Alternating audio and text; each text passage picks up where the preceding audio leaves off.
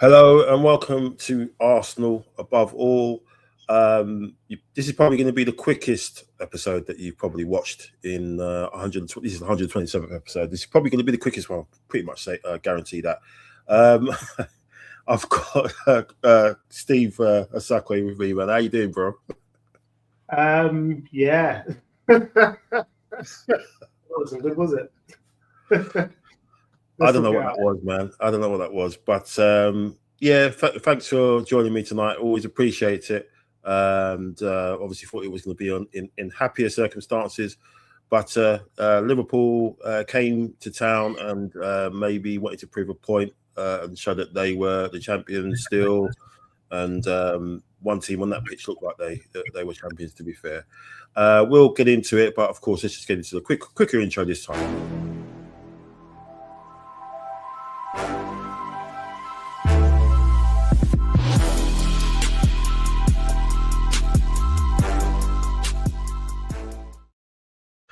So, Steve, 0-0. I mean, first half, it looked like we were in control, first 20 minutes. And then they kind of took over. They had that opportunity to score from Bradley. But right from the very off, it looked like the atmosphere was bouncing as well. And then you had the pre-match talk and pre-match hype about Arteta. Talking about the performance is going to be delivered. For me, it looks like it was again. We overhyped this game, overhyped the game again, and got too emotionally involved in it, and it just seemed to have affected the players. But what's your thoughts? What do you want to kick off with, man? I'll let you have free reign on what you want to talk about tonight. Okay, right. Well, where do we start? Those first 20 minutes. Let's look at the positives in those first 20 minutes. There was a ball from, I think it might be Martin Zubimendi, and Saka controlled it. Beautiful, excellent first touch. Those first 20 minutes, we were good. Saka was on it, Trossard was on it. Everyone looked pretty much on it. And then it just sort of went backwards. I don't know. I don't know whether look, as I said in your chat in the last match, after the last match, look, they were champions for a reason, isn't it? Like, as much as we hate it, they were champions for a reason. And champions don't like to give up their crown to, potential champions. So they were going to turn up. So let's get that in straight away. They haven't turned up against other teams, and everybody scores past them. Everybody apart from us. Yeah, apart from us this season, yeah. Everybody scored past them. Leeds have banged in goals. Fulham have banged in goals. Everybody has scored past them apart from us. But again, when you're the champions and you're playing the champions elect, those that are going to be the champions, you turn up. So we've seen it not just with Liverpool this season against us. We've seen it season before. Whoever's the champion, somebody's going to turn up. So I thought we would. I thought we started off well. The atmosphere was great.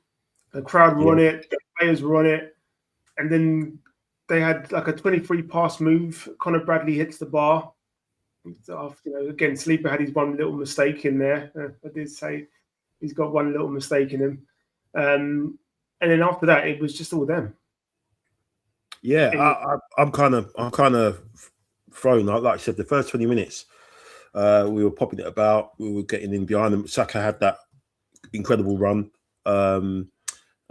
which obviously it didn't come with a goal, but it was just he had Kirkes on toast in that first 20 minutes, and then it just seemed like they adjusted a little bit. I think they played basically Wirtz as a false nine. It seemed kind of like false nine, or and he kept coming into the midfield, and they would just have it creating overloads, and it was just, I'm not paid £15 million a year to sort of work that, to get around that, and they just seemed to just get control, and it was kind of worrying how it just looked like we were just happy just to sit back and just try and soak it up.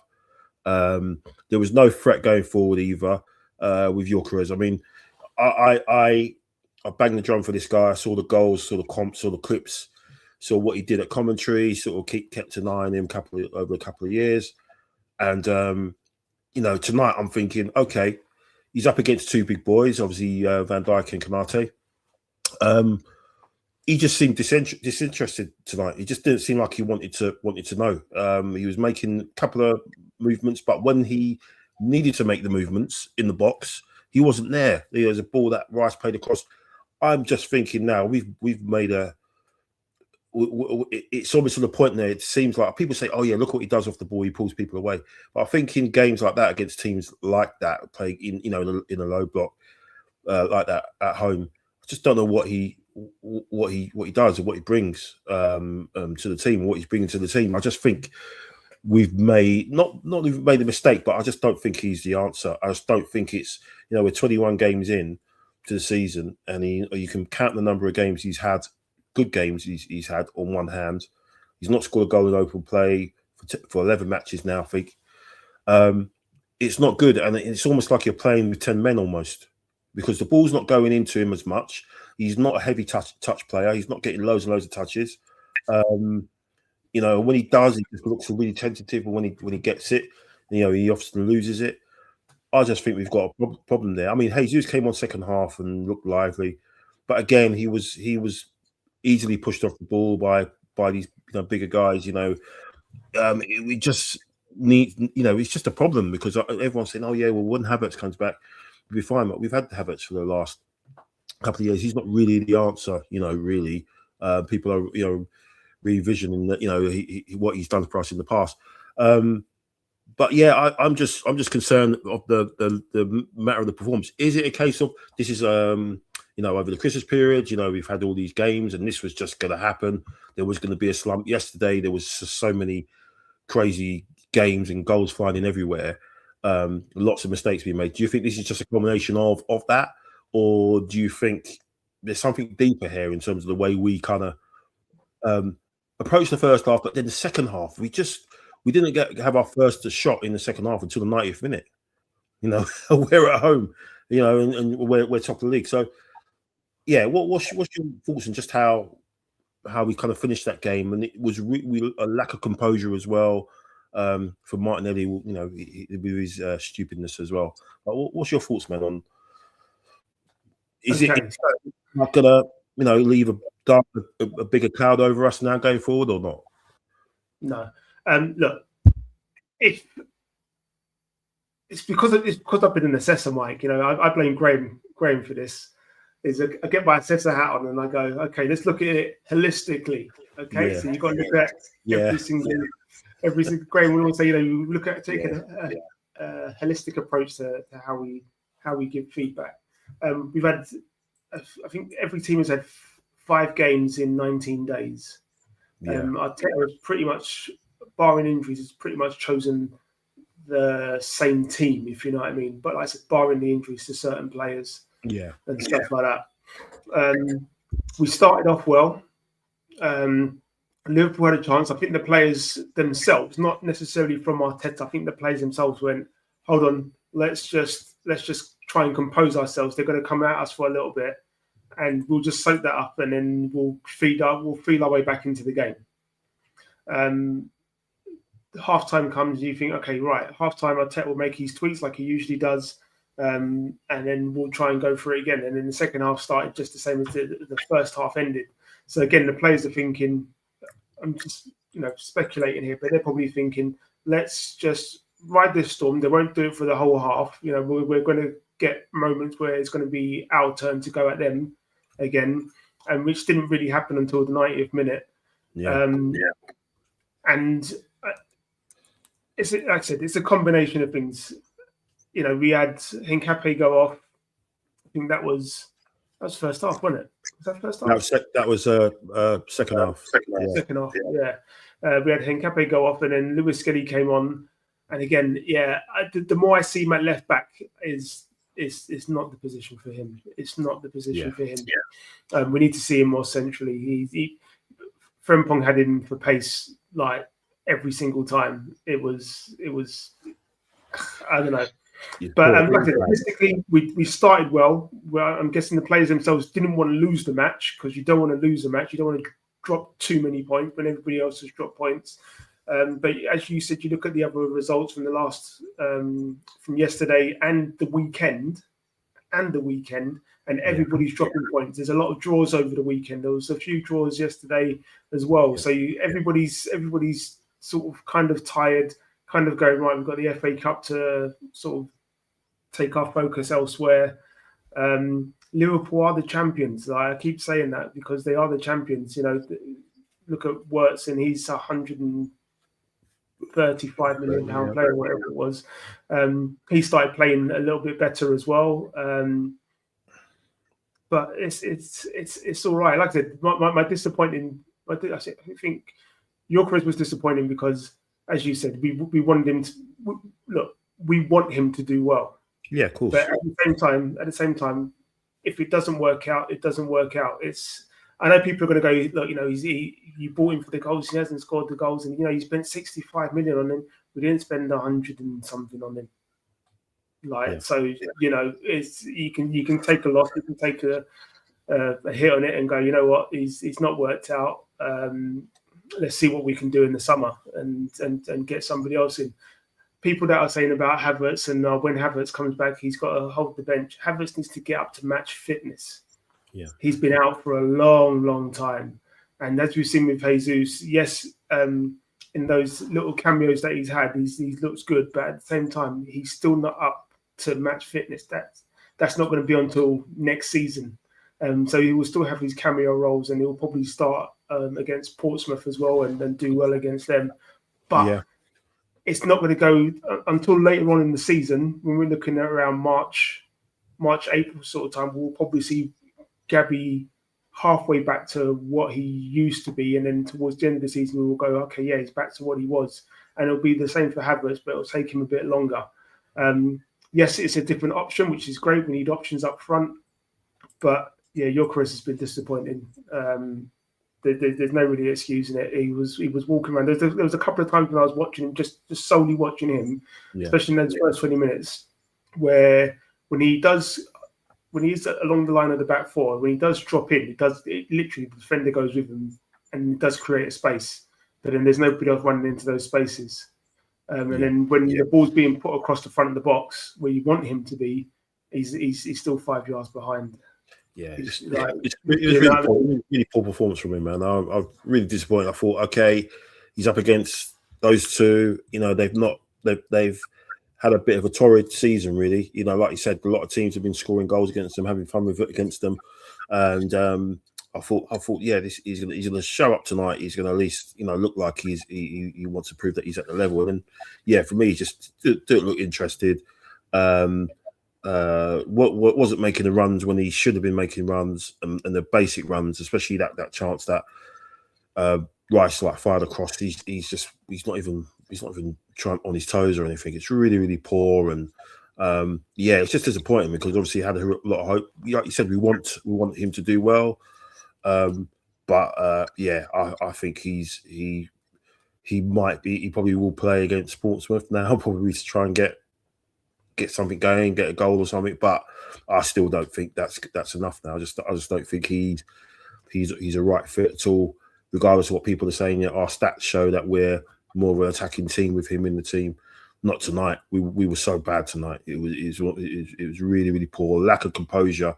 And as Russ says in there, our passing was shocking as well. Yeah, no composure, getting the ball, just hoofing it. We get the ball back after a long period of time. It goes to Raya and he just hoofs it. It's like, what are we doing? What's going on? It's like, and we're in January. You know, we're not in the championship rounds yet. You know, we're not in March, April. You know, where the pressure really is on, and we're playing like we're playing like it was, you know. It was a title decider almost tonight. It was really, really bad. Max in the chat, how you doing, Mac? Says Victor needs to sit down. Jesus needs to start. I think psychologically we were scared to lose. Yeah, I think like I said of the results yesterday. Brenny, who's in the chat with me, he said as well after the results he predicted a 1-1 draw and knew it was going to be a tough game, and he was absolutely right. Honestly, if Liverpool had one of their strikers, we would have been in trouble. Yeah, that was one of the things, is that they didn't have a focal point. Neither did we. So it was like two teams without a focal point. It was really strange game, especially for two teams where I think 199 goals is the most in any Premier League game, in the Premier League history, and there was nothing at all tonight. Like I said, however, we must take positives. Two teams we have lost to. The reverse fixture has been positive. We'll be surprised if Havertz plays any significant part. Yeah, well, he wasn't on the bench tonight, was he? So again, I don't know what's I don't know. I don't know if that guy's going to be the same. He's been out for too long. He's having too many setbacks. Mourinho against the Liverpool big boys would have been a better choice up front. Yeah. Looking at that, just looking at the bench, you're thinking, okay, what we're going to do? Having a focal point up there, having something where it could stick a little bit, and it kind of does with Mourinho. But it was just frustrating, man. It's just so frustrating. Go. Even when Eze came on, I don't really remember him touching the ball many times. And again, it's because he hasn't played for 5 games.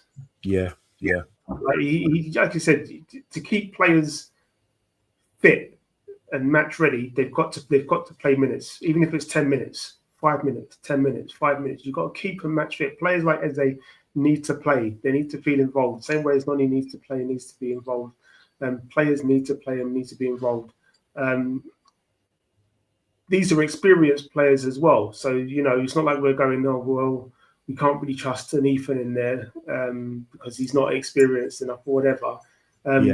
These are experienced players. So this is the first time in 5 games that Eze's got minutes, and it looked like it. It really looked like it because, he done that. I think he done something which I'm not used to seeing him do, which was play the Martin Odegaard role of trying to sit around the halfway line and pick up the ball there. But the ball wasn't really going to him there because he wasn't really in positions to pick up the ball. And we're used to seeing Eze a bit more further forward. Yeah. And just having a bit of fun. And again, he had dropped back, call it 10, 15 yards. And that makes a difference when a team like Liverpool or any team, basically, when they're on top and they're attacking you, if you're not able to hold your position in that final third and you're able to press there, then it gives them the incentive to put more pressure on, which is what they were doing. There was like I said, there was a lot of disappointing things tonight, but. And see that again, feedback sandwich, Mike.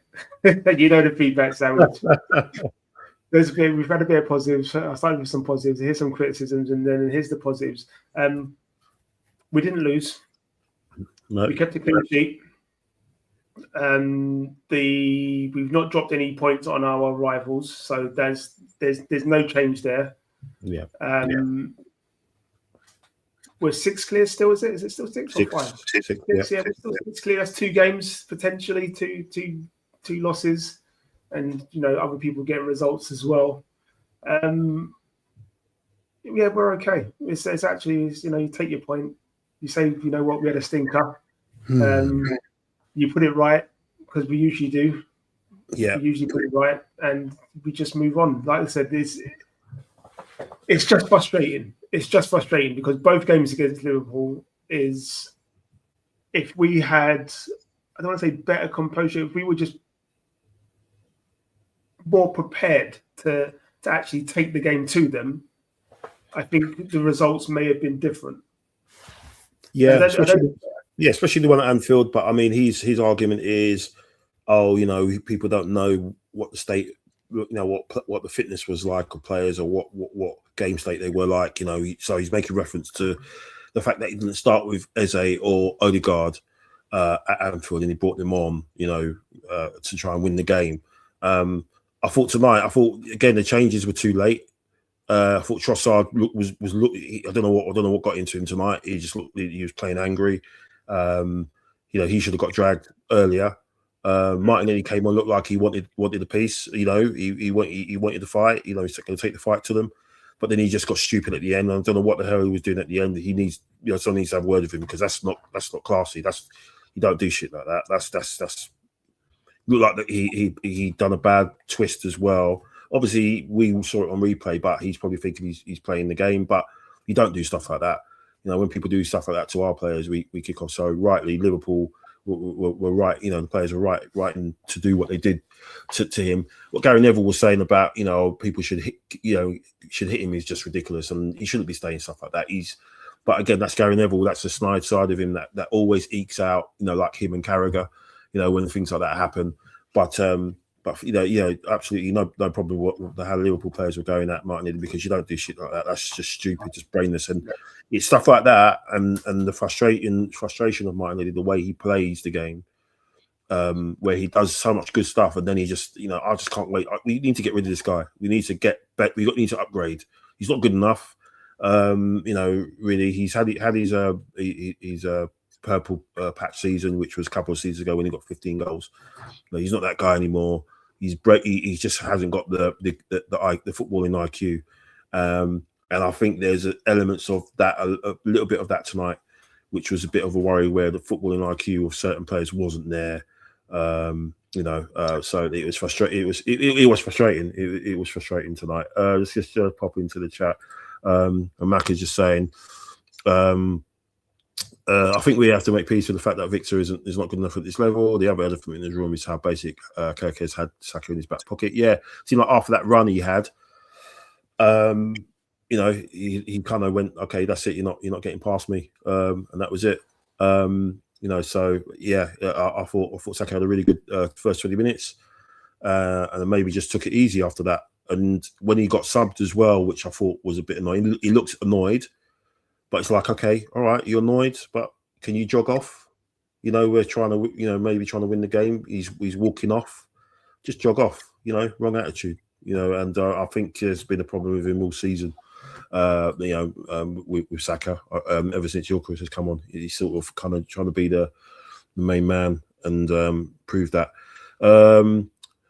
So I was saying, you lot are not a great team. Your set piece in your way to the title. Your midfield is average. Your attack is dreadful. The best thing about your team is your centre backs. This from Jamie Kenny. He said if Liverpool had even Ekitike, that game was theirs to win. Yeah, but despite all of that, he didn't win. So yeah, all right. Just very briefly, look, it was, like I said, as I said to you in the chat during your last show. Look, Liverpool are still no mugs.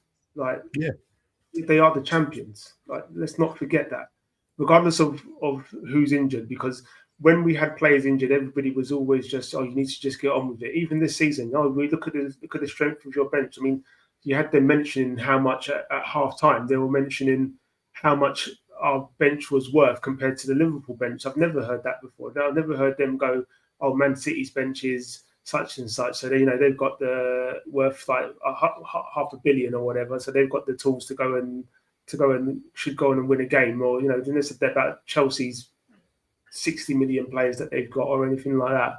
But they've brought it up every single game with us, you know, our squad depth. And, you know, we've had injuries. This, again, I think the last game was the last game that we hadn't had an injury in a game. And then this game, yeah, we've got Hincapié injured again.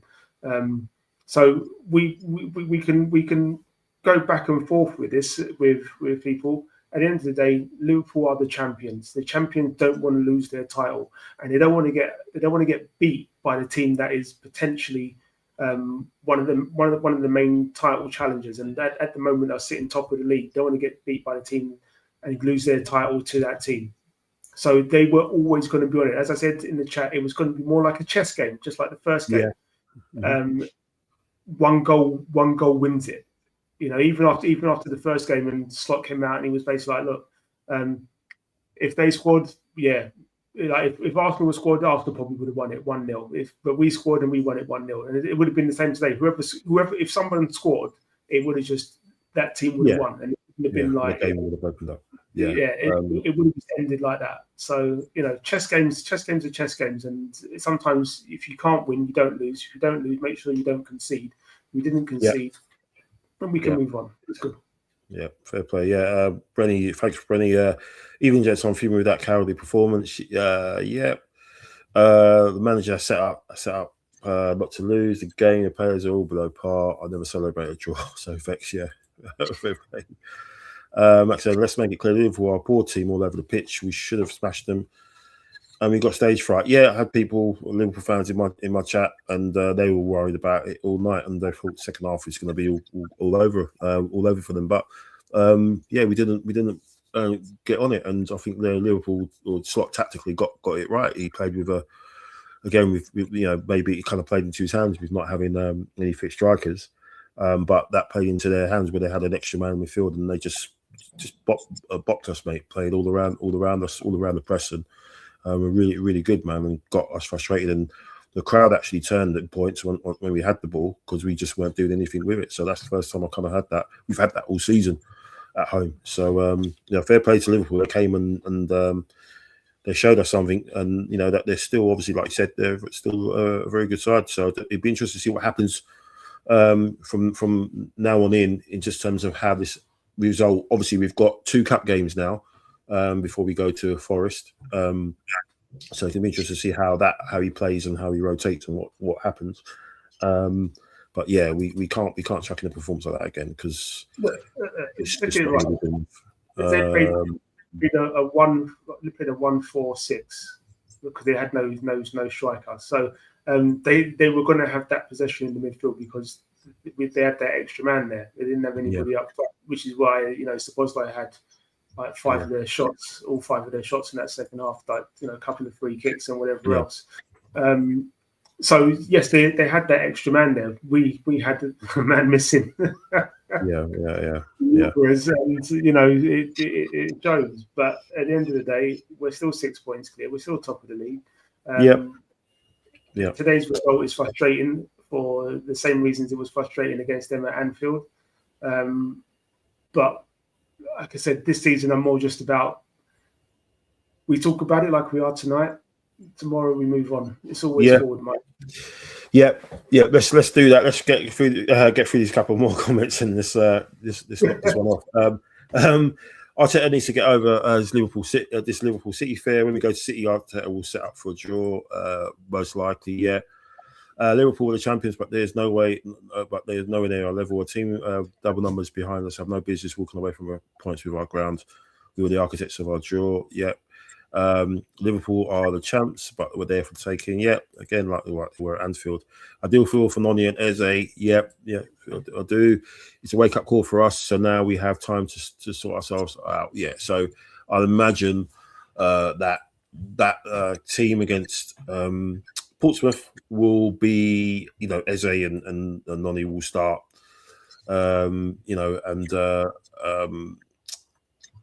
Basically they will hopefully get a good performance and get a few goals. Maybe, like I said, the first 20 minutes are going to be pretty lively, but then you'd hope the quality would show. So you imagine Lonnie and Eze will play, and who else?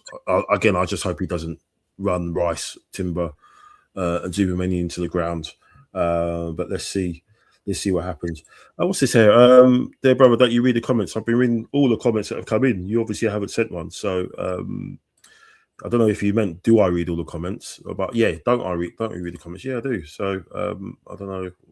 People a bit spicy tonight, a bit salty tonight. I don't know why I got a Liverpool fan in here chatting nonsense. So then you had this guy as well. So I don't know what's going on. Anyway, a good time to wrap up. Steve, thanks so much for your time. I really appreciate it, mate.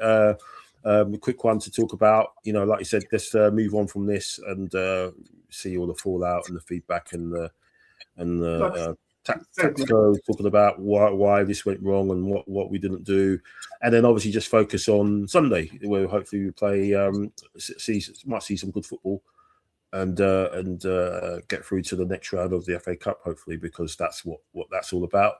And before we play our friends West London, is it West London Blue, is it? Or London Blue, mate. LPS. Yeah, and we're 6 points clear. Yeah, that's the end. Yeah, and that is the end. That is Matt. That's right, Matt. That is it. That's the end. That's the end of the show. If we lost, it's an even different show, isn't it? Yeah. Like if we had lost it, it's a different show. Yeah. Of course it is. We grew. You know, you're not going to win every game. We wanted to win. As fans, we definitely wanted to win. It didn't happen. Liverpool, again, their fans and their players and everybody wanted to win. It didn't happen. It's a draw. Yeah. It's 0-0, the first 0-0 since 2015 in this fixture. So, look, it is what it is. We move forward. Get on with it. Okay, man. Thanks, Steve. Thanks, everyone who's put comments in the chat and is watching us tonight. Really appreciate all the support. We'll be back probably Monday night to discuss the Portsmouth game and then obviously look ahead to the semi-final against West London Blue, and then we'll go from there. All the best, Steve. Have a great rest of the week, mate. Thanks, Mike. Thanks for having me on. Thanks for everyone watching, and we'll see you in a few days. All the best. Newcastle, the central figure again, and he looks to trick Michael.